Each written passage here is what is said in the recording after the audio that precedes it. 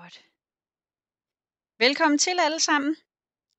Denne udgave af Medlemsservices regnskabscafé er lidt anderledes, fordi i dag der skal vi se nærmere på version 15, som er den nye udgave af Medlemsservice, der startede i mandags. Og det er dejligt at se så mange af jer, der er mødt op. Medlemsservice er jo blevet opdateret, og vi har puslet med nogle nye ting og sager, og derudover så er der også nogle gaver, vi har fået med os, fordi når man opgraderer til en ny version, så sker der noget nede i motoren. Så det skal vi rundt og kigge på i dag. Tidligere i dag, der holdt jeg et webinar, der handlede om sådan nyhederne generelt i medlemsservice. Så hvis man er nysgerrig på nyhederne i medlemsdelen, så kan man se det. Det kommer også til at ligge som en video inde på medlemsservice.nu. I dag til det her, der koncentrerer vi os om regnskabsdelen. Godt. Medlemsservice version 15. Det kalder vi det, fordi medlemsservice er bygget på et program, der hedder Odoo. Og Odoo er et regnskabsprogram. Og så har vi nogle dygtige udviklere, der har bygget et medlemssystem til os oven på det program. Og Odoo, vi skal opdatere en gang imellem. Vi har de sidste par år været på version 12, og nu er vi altså opgraderet til det, der hedder version 15. Og det har vi været i gang med siden foråret. Og mens udviklerne har været i gang, og vi har været i gang, så har vi også haft en masse dygtige testere. Vi har haft nogle ansatte testere, og så har vi især haft en masse dygtige frivillige testere, som har givet den gas hen over sommeren, og jeg kan se, der er et par stykker af dem med i dag. Så hvis I møder sådan en, giv ham en high five. Hende et high five, det har de helt sikkert fortjent. Det vil jeg sige stor tak til. Godt. Vi bevæger os stille og roligt rundt i systemet, og så vil jeg pege på nyhederne undervejs. Og som altid, så er I velkomne til at stille spørgsmål i chatten eller ved at række hånden op. Men i dag, der har vi sådan fokus på nyhederne, og vi kommer ikke til at gå så meget i dybden med sådan de der arbejdsflows, som nogle af jer kan huske, at vi plejer at gøre, når vi har regnskabscafé.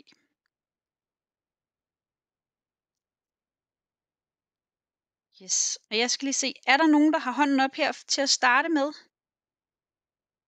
Nej, det er der ikke. Super. Godt, så skal jeg lige finde de noter, der er til nu. Jeps. Og jeg skal se, om jeg har medlemsservice med mig.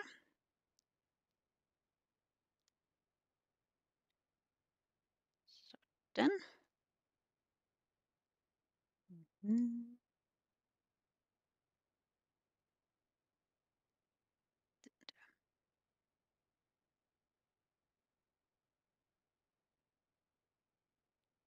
Godt. Så skal jeg lige se, om I kan se forsiden af medlemsservice hos Gelør Test. Jeps. Jeg er logget ind som Mads Madsen. Og Mads Madsen, han er kasserer i Gelør Test. Og det er en testgruppe i KFUM-spejdernes medlemsservice.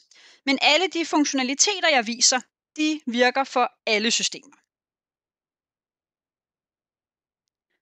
Og Mads Madsen, han har jo fuld adgang til hele systemet, både medlemsdelen og regnskabsdelen.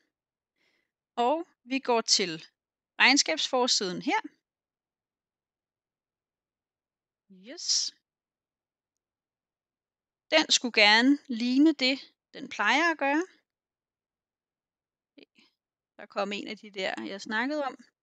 Yes. Vi har som altid vores journaler liggende her på startsiden, hvor vi kan gå til hver enkelt journal. Så kan vi importere kontoudtog fra banken, fuldstændig ligesom vi plejer. Jeg har allerede importeret noget her, som vi kan kigge på senere. Der er også kommet en knap heroppe til at importere bankkontoudtog. Og den virker på samme måde som de knapper, der findes hernede på de almindelige banker. Når den er her, så skal man bare vælge, hvilken bank man gerne vil lægge den ind på. Det er det, der er forskellen på den her knap. Den er ny. Yes. Når vi importerer et kontoudtog, så foregår det ved, at vi uploader vores CSV-fil, og så er der kommet nogle nye muligheder her. Der er kommet eller denne her, det er den, der ligner den, vi plejer at se. Importer og start udligning. Når vi trykker på denne her, så kommer vi direkte til udligningsbilledet, sådan som vi kender det. Denne her knap herover, importer og se, der kommer vi først til en, jeg vil ikke kalde det forhåndsvisning, men vi kommer til en visning af vores bankkontoudtog, hvor det endnu ikke er bogført. Og det er nemlig noget af det nye, der sker. Fordi der er sket den ændring, at nu her i version 15, der skal vi bogføre vores bankkontoudtog, før vi kan begynde at udligne det. Og det er ikke spor farligt. Når man trykker på den her knap, så sker det helt af sig selv. Og de af jer, der bruger den online bankimport, der sker det også helt af sig selv. Der skete det faktisk allerede af sig selv over i version 12. Nu sker det bare, uanset om man bruger den automatiske bankimport, eller om man selv importerer sin CSV. Men det er det, der er forskellen på de her to knapper, at her bliver den bogført, og vi går i gang med at udligne. Her der kan vi se den, og så skal vi selv trykke på bogfør. Ja, så det er 2 veje til Rom. Jeg lukker lige denne her igen. Yes. Jeg starter med bankimporten, fordi det jo er det, der er kernen i vores kasserarbejde. Det er, at vi skal have vores regnskabssystem med at stemme, sådan som det ser ud henne i banken. Og det er heldigvis meget tæt på sådan, som vi kender det. Så jeg trykker her på afstem 27 posteringer, og så kan I se, at jeg har mine linjer her i regnskabet, fuldstændig ligesom jeg plejer at have. Det, der er anderledes, det er, at pilen og tandhjulet, som vi plejede at have herude, de har nu ændret sig og hedder så enten kunde-leverandør-matching eller manuel postering. Men de fungerer på samme måde. Kunde- og leverandør-matching, det er, hvis der allerede ligger noget i medlemsservice, der skal matches op imod denne her postering. Så det kunne være, at det var en kontingentfaktura, der var blevet betalt direkte på bankkontoen, som vi gerne vil udligne. Det kunne være, at der er kommet et udlæg ind fra en leder, som vi gerne vil udligne. Det kan være, at vi har uploadet en faktura, der står klar, som vi nu har betalt. Alle de ting, der på forhånd findes i medlemsservice, som vi nu gerne vil udligne med vores bankkonto, de vil findes her. Herover under manuel postering, der er det der, hvor vi selv kan bestemme, altså hvor der ikke ligger noget i medlemsservice i forvejen. Så her vælger vi en konto. 3035 for eksempel. Det her det er jo en medlemsservice kortbetaling. Den husker vi, den skal altid på konto 3035, det har ikke ændret sig. Her vælger vi selv kontoen. Vi uploader et bilag, der hvor det er nødvendigt. Det er det jo ikke lige i det her tilfælde, men ellers uploader vi bilaget fuldstændig som vi plejer. Og når beløbene stemmer med hinanden, så kan vi validere det. Yes. Så det vil sige, at det fungerer altså fuldstændig ligesom vi er vant til. Knapperne ligger bare nu hernede som sådan nogle faner, kan vi kalde dem, i stedet for at ligge her i siden. Yes.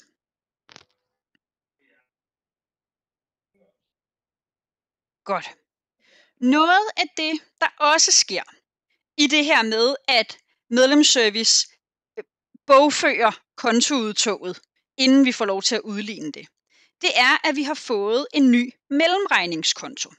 Vi har fået en bank-mellemregningskonto, og den vil jeg vise jer. Og jeg tænker, at det er bedst at vise over fra kontoplanen. Så jeg går til konfiguration og trykker på kontoplan, og så kan I se, at den har skiftet en lille smule udseende. De er nu lagt i klumper herover, indtægter, udgifter, aktiver og passiver. Vi kan stadigvæk se vores liste her. Og så kommer vi direkte til opsætningen ved at trykke herude til højre. Men kontiene er der, fuldstændig som de plejer at være, og de konti, I selv har lavet, de er her også stadigvæk. I har fået nogle flere konti ind, og det er sket i alles regnskaber helt automatisk. En af dem, der er kommet ind, det var 3025, denne her bank mellemregningskonto. Og det den skal bruges til, det er at lave sådan en forhåndsafstemning med bankkontoen. Så når vi importerer noget på vores bank, så bliver det helt automatisk modposteret på konto 3025. Og efterhånden, som vi bogfører og laver vores bankimport, sådan som vi kender det, sådan som vi plejer at gøre, så forsvinder de herfra igen. De bliver udlignet på konto 3025 og hopper hen på den modkonto, som I nu vælger. Det kan enten være en indtægtskonto eller en udgiftskonto. Så det vil sige, at her har I altså fået en konto, hvor hvis I kører regnskab, sådan som I plejer, jamen så vil I stort set ikke lægge mærke til den. Det tager længere tid at forklare den, end det tager at bruge den.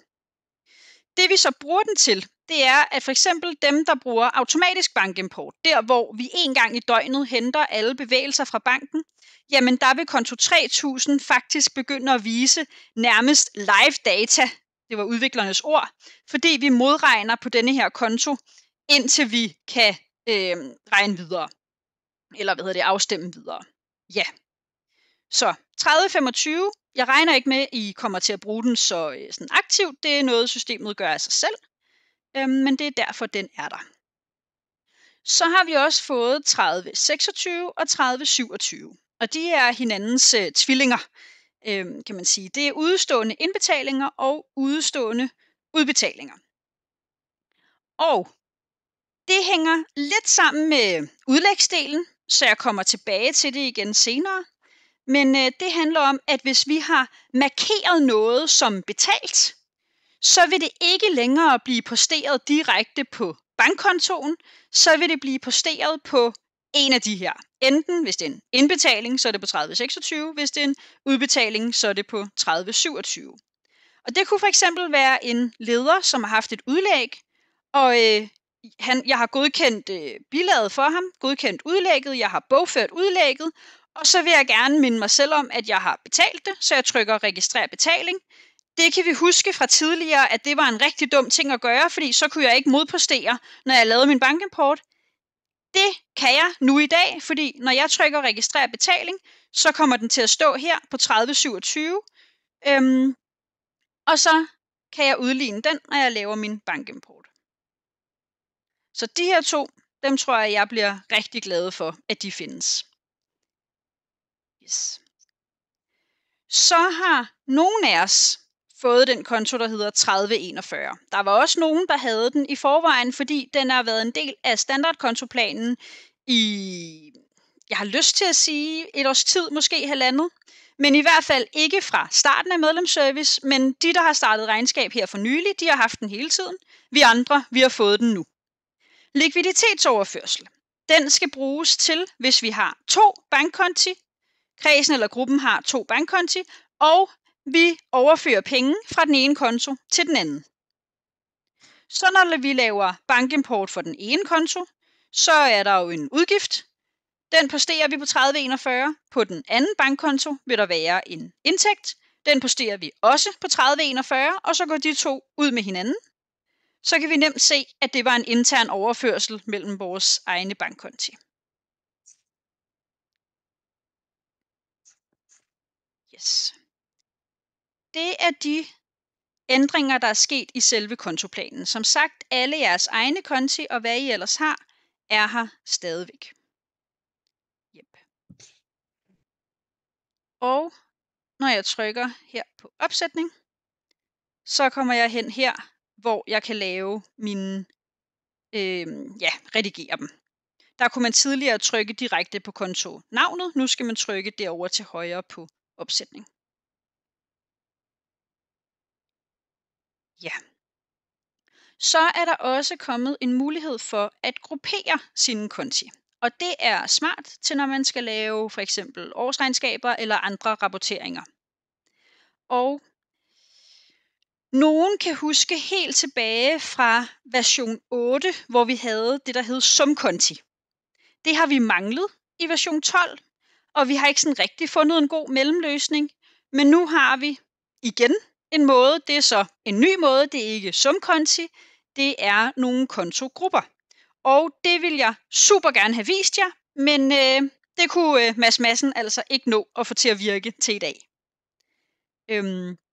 Men det der er tanken, det er, at man kan lave en gruppe med alle dem, der hører sammen. For eksempel hvis man har flere medlemskontingent kontier, så kan man bruge den til at summere dem, vise dem som en gruppe. Man kan også tage alle indtægter, alle udgifter osv. Og noget af det, man kan se, det er herinde på opsætningen, der kan man se, hvilken gruppe de tilhører. Hvis det ikke er noget, man har brug for, så er der ikke nogen grund til at sætte det op, men hvis man tænker, ej, det var dejligt, så kan man altså tage det her nye i brug og sidde og pusle lidt med det. Det kan man bruge, når man skal lave sin rapportering. Når jeg laver en opsætningsguide, fordi jeg gerne vil lave en eller anden form for rapportering, så er der kommet en ny skabelon, som hedder genereret ud fra kontogrupper og konti. Så viser den kontoplanen, og så inklusive de kontogrupper. Og jeg vil rigtig gerne vise jer det, men i eftermiddags virkede det ikke for mig. Men jeg vil gerne lige prøve. Det kan jo være. Nej, ikke endnu. Sådan der. Det glæder jeg mig til at se mere på. Og til at finde ud af, om jeg kan have glæde af det eller ej.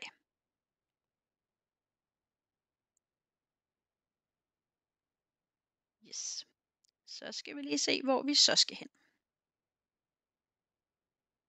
Ja. Jeg går lige tilbage til min regnskabsforside. Sådan der. Godt. Oppe under kunder, der har vi vores fakturaer liggende. Og fakturavisningen er blevet ændret en smule. Det er også en af de ting, der sådan automatisk er sket med opgraderingen til version 15. Det er ikke noget, vi sådan har bedt om at få bygget. Men ja, I er jo vant til at se jeres fakturaer her, og der er der nu kommet lidt farvelade over det. Og det er gjort for, at det skal være nemmere at se, hvad status er. Og der er både en kolonne med betalingsstatus, og der er en kolonne med status for selve bilaget. Og betalingsstatus, ja, det handler om fakturaen er betalt, eller ikke betalt endnu, eller tilbageført, altså hvis den er modregnet, udlignet med en kreditnota. Så der kan man nemt få et overblik over det. Herover i statuskolonnen, der kan man se, om det er en klaget faktura, eller om den er bogført, eller om den er annulleret. Hvis vi trykker ind på en, skal vi lige finde en, der er betalt her. Der. Så kan vi faktisk se det samme. Vi kan se betalingsstatus som sådan et her bånd. Og så kan vi se fakturastatus heroppe i hjørnet, hvor der lige nu står bogført. Og det skyldes, og det er, udviklernes ord, at, faktura og posteringsbilaget er smeltet sammen. Og noget af det, der er det rigtig dejlige ved det, skal vi se her, det er, at vi direkte herinde fra fakturavisningen kan få lov til at se de bilag, der er vedhæftet. Og det bliver rigtig godt. Så nu slipper vi altså for at starte med at finde fakturaen, og så gå til, posteringsbilaget, og så derfra. Nu kan vi se det hele lidt mere samlet. Vi kan også få lov til at se posteringslinjerne, så vi kan se, hvad medlemsservice har gjort, hvad der er sket indtil videre. Ja. Sådan der.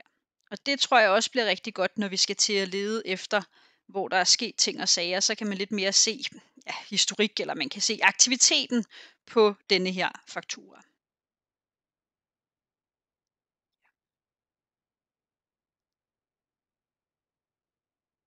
Godt. Der er sket flere gode ting omkring fakturaer. Det er jo sådan, at det er jo altid rart, når det er os, der laver fakturaerne, fordi vi skal ud og tjene nogle penge. Men en gang imellem, så sker det jo også, at det er os, der skal betale penge. Så vi modtager en faktura. Og når vi modtager fakturaer, så håndterer vi det nede på vores udgiftsjournal. Og der har vi sådan påbegyndt et arbejde. Vi er påbegyndt et arbejde med at kunne gøre det endnu nemmere at være kasserer. Så der hvor vi er lige nu, det er at vi har givet alle grupper og alle kredse en faktura-mail. Så det her, det er altså fakturamailen for Sjælør Gruppe. Der står faktura, bindestreg, og så står der gruppens gruppenummer. Og hvis man er en FDF-kreds, så står der ens kredsnummer. Så det skulle gerne være genkendeligt, det her nummer her. Så står der snabelag, og så medlemsservice.spejdernet, hvis man er en KFM-gruppe, eller medlem FDF.dk, medlem Pigespejder.dk, medlem DBS.dk. Baptistspejder.dk. Jeg kan ikke huske dem. Ja. Denne her e-mailadresse, den er jeres. Så det vil sige, at hvis man nu har en fast leverandør, så kan man altså give vedkommende denne her e-mailadresse og sige, vil I ikke være søde at sende alle fakturaer til denne her e-mail? Og hvis de gør det, så smutter de helt automatisk ind i medlemsservice og lægger sig som en udgiftsfaktura. Og når vi så betaler dem over fra banken, jamen så ligger de allerede klar og kan nemt udlignes, når vi laver vores bankimport. Vi kan også selv sende mails til denne her, så hvis jeg modtager en faktura på min private mail, eller på kredsens kasserermail, eller hvor man nu modtager fakturaer henne, så kan man sende den videre til den her e-mailadresse, og så bliver der lavet en faktura, en udgiftsjournalbilag herinde, hvor den vedhæftede fil, der måtte være i mailen, automatisk bliver vedhæftet. Og det her, det er som sagt påbegyndt. Så vi har ikke så stor erfaring med det endnu, men vores udviklere bruger det selv, og er rigtig glade for det. Så det er noget af det, hvor de har sagt, skal vi ikke udvikle det her endnu mere? Fordi vi kan se, at der er mange kasserere, der kunne have glæde af det her. Der er kommet så mange nye kasserere, der bruger medlemsservice inden for det sidste år. Det her, det synes vi, at de skal have. Og det var vi med på, fordi det vil være rigtig smart for rigtig mange. Det vi arbejder på, det er, hvem der skal have besked, når denne her mailadresse får en mail. Vi skal altså have sat nogle notifikationer og nogle følgeskaber op på de her mailadresser. Og det er vi ved at teste, at de mails selvfølgelig kommer frem, fordi det nytter jo ikke noget, at fakturaen smutter ind i medlemsservice og ligger der, hvis ikke vi bliver gjort opmærksom på, at den ligger der. Så det skal selvfølgelig ske. Og det forventer jeg sker inden særlig længe. Ja. Det er der, hvor vi er nået til det lige nu.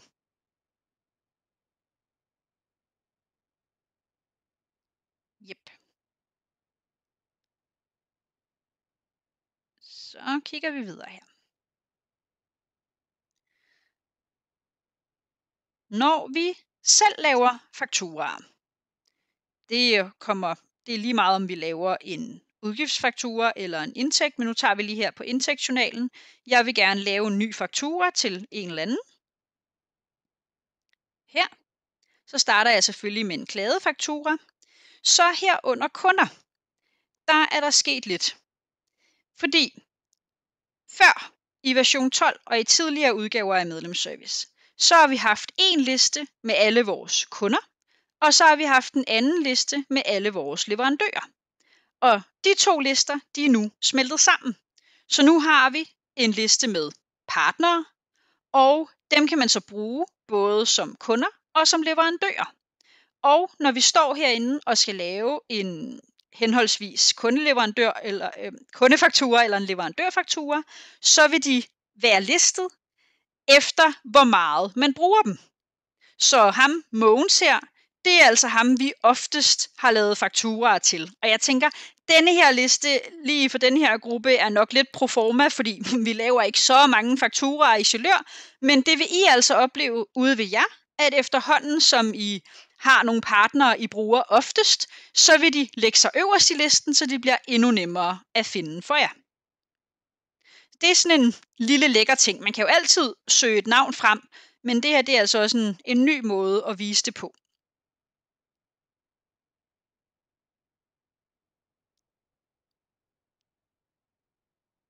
Godt. Jeg har fundet en tilfældig liste med posteringslinjer. Det jeg gerne vil vise jer her, det handler om listevisninger, og det gælder overalt i medlemsservice.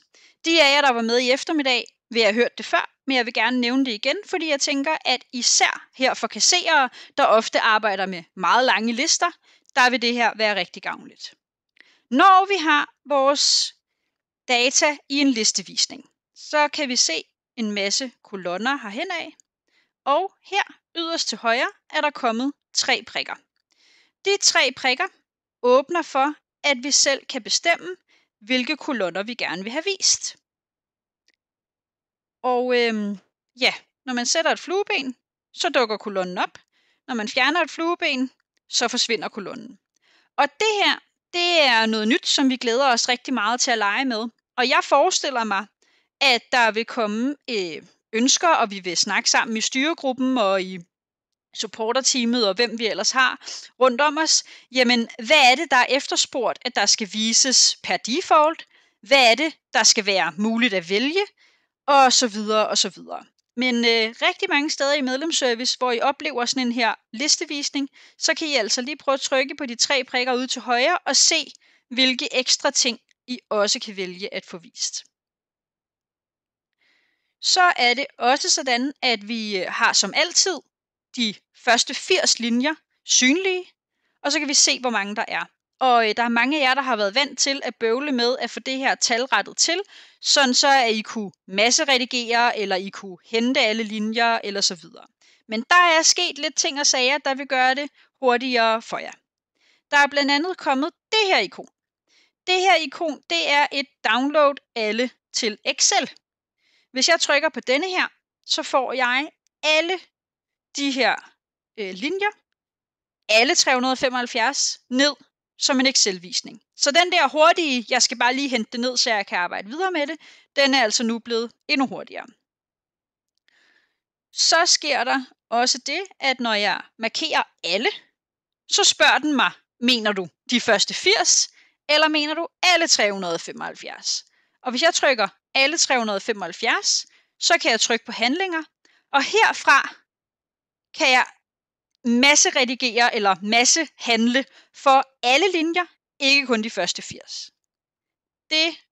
Jeg bliver kæmpe glad for det, især som kasserer, vil jeg tænke. Ja, så det er vigtigt at have med.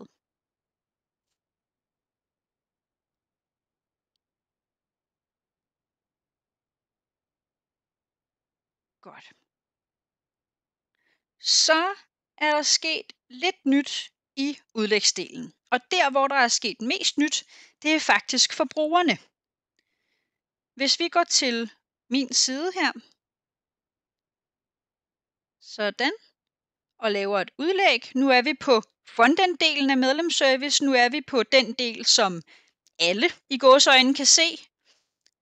Og vi er på den del, der virker rigtig godt på ens mobiltelefon. Vi vil gerne lave et udlæg. Der kan vi lave udlæg, som vi plejer, men vi har fået, at vi nu kan se vores historik. Og det tror jeg, der er mange, der vil blive glade for, især der, hvor man ikke har backend adgang til udlægsdelen. Altså hvis nu man er en assistent, eller en patruljeleder, eller en forældre, der er udlægsberettiget, eller en anden funktion, der gerne må indsende udlæg, men ikke har bagom rettigheder i medlemsservice. Der har det jo før været sådan, at når man havde sendt et udlæg ind, så var det forsvundet. Altså, det lå selvfølgelig i medlemsservice, men vi kunne ikke se det. Det kan vi nu. Det ligger lige her, og vi kan følge med i status. Jeg trykker på tilføj ny udlæg, og jeg vælger min fil. Sådan der. Hvis jeg var på min mobiltelefon, så ville mit telefonens kamera åbne, så jeg kunne tage et billede. Men her der uploader jeg, så er der kommet sådan en her ny knap. Der er ikke bilag på udlægget. Og den tænker jeg faktisk, at den er rigtig god, der hvor den skal bruges. Og den kunne også godt være en lille smule farlig, tænker jeg som kasserer, at hvis lederne tror, at de bare kan, nå ja, det udlæg, kunne jeg ikke lige finde, så jeg trykker bare her, der ikke er noget bilag. Så her skal I nok lige være vakse, og lige få snakket med lederne om, at det her, det er altså ikke et carte blanche til ikke at gøre sig umage med sine udlæg, men der, hvor der er en rigtig god grund til, at der ikke er noget bilag, der kan de altså stadigvæk bruge udlægsdelen. Yes. Og det er ikke anderledes end, at det har vi også kunnet, før i backend-delen, der har man også kunne lave udlæg, uden at der var et bilag vedhæftet. Nu er det flyttet til, at man også kan det på frontenden. Jari spørger, om der er et godt eksempel på, hvornår der ikke er et bilag. Og jeg kan komme på et godt eksempel, og det er, hvis man skal bede om et acontobeløb. Så hvis man gerne vil sige, jamen jeg skal på overnatningstur, og jeg vil gerne have et acontobeløb, så har man jo ikke bilaget endnu. Der kan jeg se det. Jeg ved ikke, om der er nogen andre her, der har andre gode eksempler på, hvornår det giver god mening, at der ikke er et bilag. Og det er også derfor, jeg fremhæver den som, at den måske er lidt farlig, men lige skal være opmærksom på, at lederne lige får forklaret, at det skal de ikke begynde på. Ib skriver, hvis man betaler kørselsgodtgørelse. Ja, det var et andet eksempel. Så, eksemplerne er der.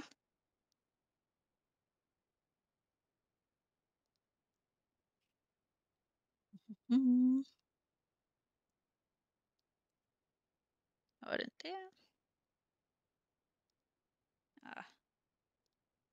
Jeg har ikke lige fået lavet så mange gode udlægskategorier til Chalør, kan jeg se. Sådan der. Så hernede, der er der sikkert rigtig mange af jer, der har lært jeres ledere, at de aldrig må trykke på gem. Fordi hvis de trykkede på gem, så ville de ikke kunne redigere deres bilag mere. De skulle i stedet for trykke på send. Og det er altså lavet lidt om nu. Fordi fra nu af, så skal de trykke på gem. Derfor er den også blevet gjort grøn. Når vi trykker på gem her, så gemmer vi. Så kan vi se her, vores nye udlæg, vi har lavet. Det har en status, der hedder skal indsendes. Og det betyder også, at jeg har redigeringsmulighed. Når jeg er klar til at indsende det, så trykker jeg på indsend. Og bekræfter, at jeg gerne vil indsende det. Sådan der.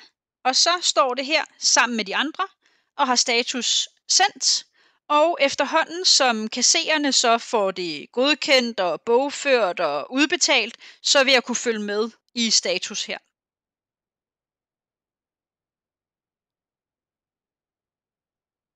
Og man kan sige, at alle jer, der er kasserere, I har jo adgang til udlægsdelen backend. Men jeg vil alligevel gerne vise jer frontend-delen, fordi det er jo ofte af jer, der skal vejlede jeres ledere i, hvordan de gør. Og der er altså nogle ting, der er blevet lidt anderledes der. Yes. Jeres håndtering af udlæg er ikke blevet synderligt anderledes. Vi har dem stadigvæk til godkendelse her. Det, der er blevet anderledes, det er, at vi nu kan bestemme, hvad vi gerne vil se om det. Så hvor vi før skulle trykke en hel masse rundt, så kan jeg nu se, at jeg vil gerne se, hvad for en konto de har fået den puttet på. Det ser meget fornuftigt ud. Jeg kan se et eksempel på bilaget, sådan som jeg plejer. Yes. Og når jeg er færdig og gerne vil godkende det, så kan jeg gøre det. Så kan jeg bogføre mine journalposter. Yes. Der. Og så skal jeg lige se her.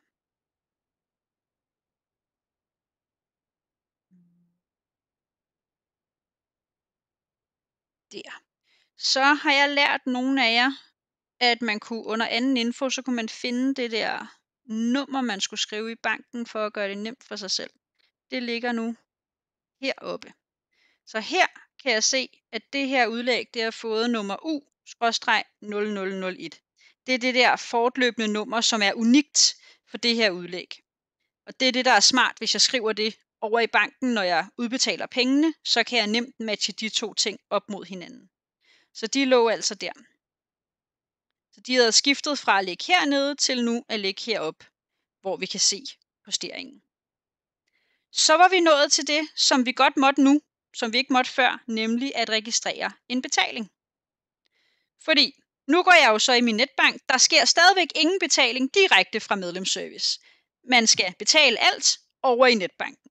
Jeg går over i min netbank, jeg laver et udlæg til, eller en betaling til Mads Madsen, med det U-nummer, som jeg fandt herover. Så vil jeg gerne huske mig selv på, at jeg har betalt det, fordi jeg kommer ikke til at lave bankimport lige med det samme. Så jeg registrerer en betaling. Sådan der. Siger opret betaling. Så kan jeg se her, nu står denne her som betalt, og Mads Madsen kan se, at status er, at det er betalt, og han får en besked om, at han kan afvente pengene på sin bankkonto. Og nu er det så, at de er røget hen på den der mellemregningskonto, der hedder, om det så var 3026 eller 3027, men i hvert fald, hvis jeg går ind og afstemmer posteringerne,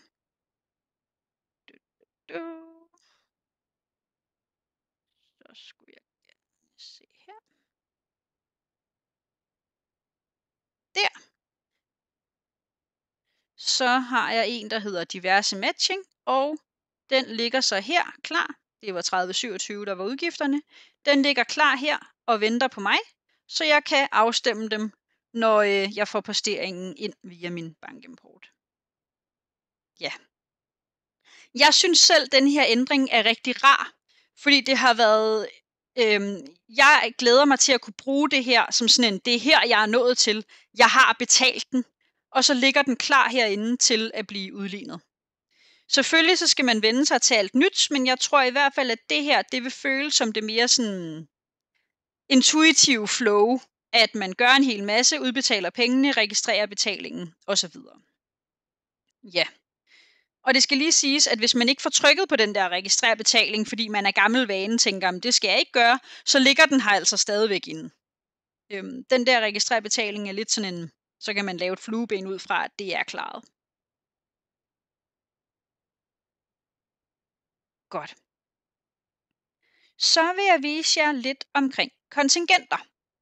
Fordi kontingenter er jo også en vigtig del af kassererens arbejde, medmindre man har været så heldig at udlicitere det til en af lederne for eksempel. Men vi har som altid vores kontingentoversigt. Jeg finder den under rapportering. Der trykker jeg på kontingentoversigt. Og det er her, jeg kan se alle mine medlemmer og alle dem, der har en aktiv funktion hos mig. Hvilket kontingent de betaler, om de skylder penge osv. Det, der er nyt, det er den yderste kolonne herude til højre med betalers aftalestatus. Fordi vi har fået en del forespørgsler i supporten og andre steder på, at det er svært at se, om der er tilføjet et kort, og man skal ind på medlemmet og videre til den pårørende osv. Så nu har vi lavet sådan en genvej, kan man måske kalde det, at vi kan se her, at Alberte, hun får sit kontingent betalt af Ane, og Ane har ikke nogen betalingsaftale. Og jeg kan lige så godt afsløre, at der er ikke rigtig nogen i Sjælør, der har en betalingsaftale, fordi det er en testgruppe. Men jeg er sikker på, at I godt kan forestille jer, at hvis der nu havde været en betalingsaftale, så ville der stå OK. Og hvis nu det kort, betalingsaftalen er oprettet med, var udløbet, så vil der stå udløbet. Så vi kan altså med det samme, når vi går ind og tjekker, vi behøver ikke at vente til at se, om betalingen bliver trukket. Vi kan se her, at der står udløbet. Det tænker jeg også vil gøre nogle ting meget hurtigere, fordi så kan vi hurtigere tage fat i forældrene og sige, jeg kan se, dit kort det er udløbet. Vil du ikke lige gå ind og skifte det, så vi kan få trukket pengene på kontingentet? Yes. Så går jeg lige ind på et medlem her. Går til kontingent og bidrag.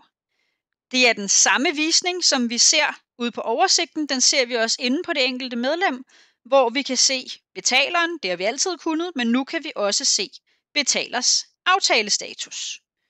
Så her vil der også stå ingen aftale, OK eller udløbet.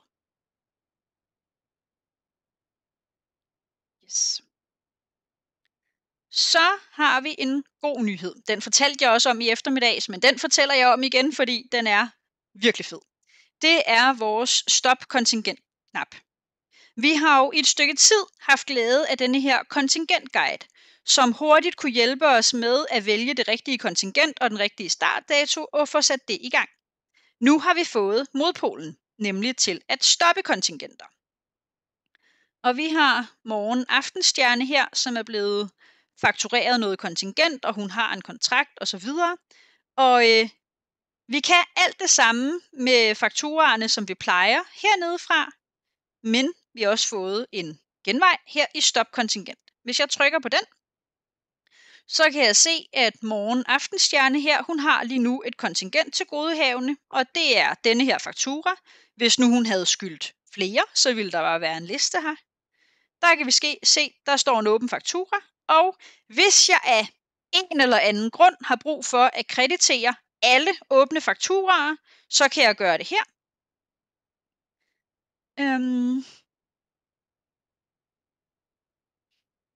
Sådan der. Så bliver de krediteret. Og det er vigtigt at sige, at hvis der er flere, så gælder denne her handling for dem alle sammen. Så hvis nu man har en, der kun skal have krediteret en faktura ud af mange, så skal man altså gøre det på den anden måde, hvor man finder den specifikke. Det her, det er sådan en massehandling. Det er til, når det skal være nemt. Vi har lavet den med henblik på kontingent for udmeldte medlemmer. Det flow vil vi gerne have til at være nemmere.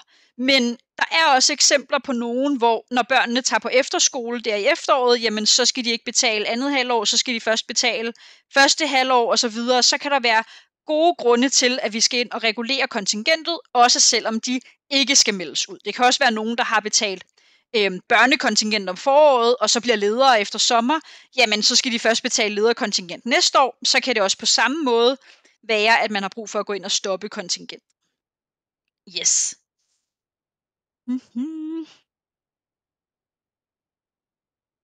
Så kan jeg godt undre mig over, at hendes kontingent ikke var her. Jeg går lige ud og ser, hvad det kan skyldes. Nå, men det her, det var første del. Det var der, hvor vi krediterede alle åbne fakturer. Jeg trykker på OK.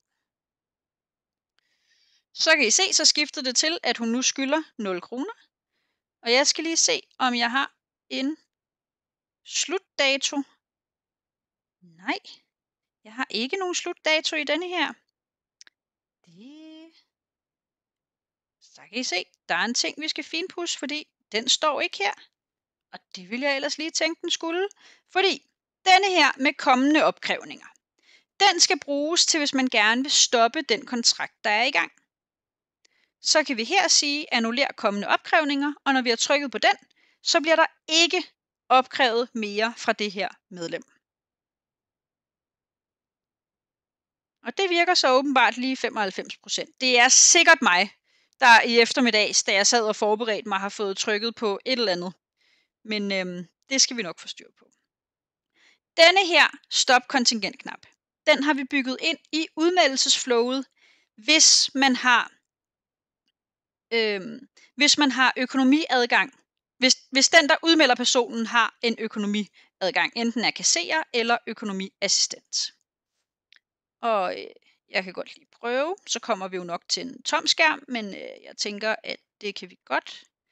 Jeg trykker på udmeld, og i udmeldelsesflowet kommer vi altså forbi denne her stop kontingent guide, hvor vi kan se, om vedkommende skylder noget kontingent lige nu, og vi kan kreditere det, hvis det er det, vi har lyst til. Det her, det er, vil jeg mene, noget af det, vi har fået allerflest henvendelser på i supporten. Det med kontingent for udmeldte medlemmer, så her håber jeg virkelig, at vi kan gøre det nemmere at være kasserer, ved at når man melder et medlem ud, så bliver man med det samme bedt om at tage stilling til, hvad skal der ske med det kontingent, der er opkrævet, og hvad skal der ske med det kontingent, der vil blive opkrævet fremover. Skal det opkræves eller ikke opkræves?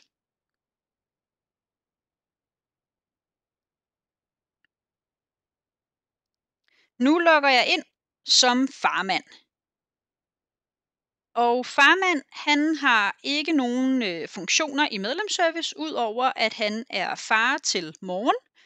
Og han vil jo gerne være den gode forældre, der betaler sit kontingent, så han går selvfølgelig herind for at tilknytte et betalingskort, og han tænker garanteret, jamen det er jo Morgen, der går til spejder eller til FDF, så jeg trykker på hende.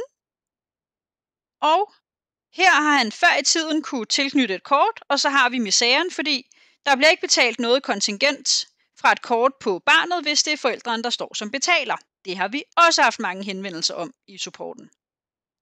Men det er nu blevet sådan, at på barnets profil, barnets stamkort her, der vil vi altså kunne se, kontingentet betales af farmand Aftenstjerne, gå til betaleren for at ændre betalingsindstillinger. Og hvis vi trykker her, så går vi til betaleren. Og herinde, der kan vi så tilmelde et betalingskort. Og så vil der blive betalt kontingent. Og der er faktisk en ting mere, og den fik jeg ikke fortalt i eftermiddags. Jeg tror også, den er mere relevant for kasserere. Vi oplever jo indimellem, at forældrene ikke kan blive helt enige om, hvem der skal betale, eller i hvert fald af en eller anden årsag ønsker at skifte det. Og der har vi lavet en ting her. Så hvis jeg trykker på skift betaler og skifter over til mor lille og trykker gem, så sker der det, jamen nu betales kontingentet af mor lille, og vi har faktisk lavet det gå så vidt, så hvis der er åbne fakturaer på barnet, så vil de blive betalt fra mor lilles kort, hvis hun vælger at tilknytte et kort. Og det er noget af det, hvor vi før har haft en lang klikvejledning. Jeg tror, der var 22 trin, hvor vi først krediterede den faktura, der var udstedt til far, lavede en ny faktura, den, der udstedte den til mor, sendte den afsted, osv. Det kan nu ske automatisk, og forældrene kan endda selv gøre det, at hvis de skifter betaler, jamen så skifter betalingen også, hvis de vælger at tilmelde et betalingskort. Yes.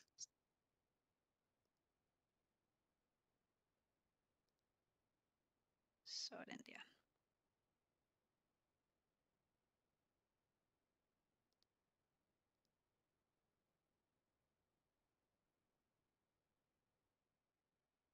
Jeg vil gerne lige tage jer med til medlemsservice.nu. Medlemsservice.nu, det er den fælles hjemmeside for medlemsservice. Det er her, vi samler så mange oplysninger, som vi nu engang har. Vi samler alle vejledninger. Der vil I opleve, at der er ganske tomt. Altså, I kan selvfølgelig finde de gamle vejledninger, men der er ganske tomt for nye vejledninger lige nu.